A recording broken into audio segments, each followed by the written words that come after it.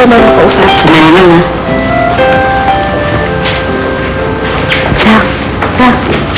May babae.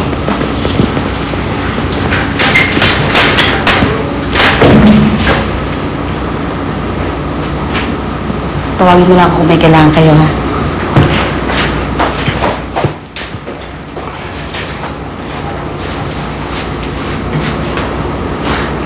Don't tell me, hindi mo ako naaalala.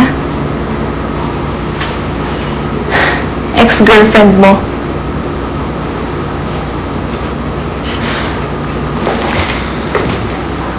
Alam mo, matagal na kitang hinahanap eh. Matagal na rin kita gustong kausapin. Marami tayong dapat pag-usapan, Zach.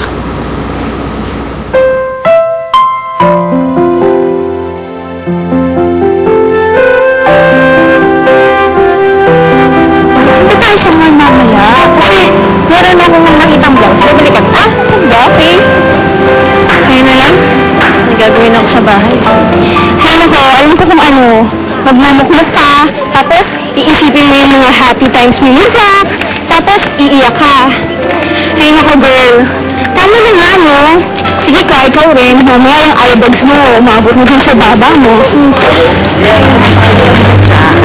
Kailangan sa'yo, yung maglabang. Dapat kalimutan mo yung Zach na yun.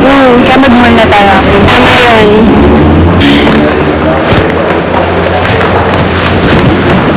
Excuse me. Ikaw ba si Jaja? Oo. Kilala ba kita? Hindi. Ako si Michelle, ex-girlfriend ni Zach. Pwede ka tayo mag-usap? Zach?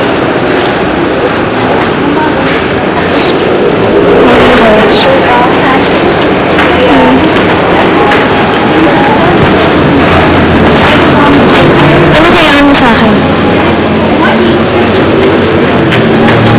First of all, gusto ko malaman mo na hindi alam ni Zach na makikipag-usap ako sa'yo. Nung magkita kami at magkausap, nabanggit ko sa akin yung nangyari sa inyo. From his friends, nakakuha ako ng bits of info about you. Pero bakit mo nga ako gustong makausap? Wala na kami. Dahil unfair yung ginawa mo sa kanya.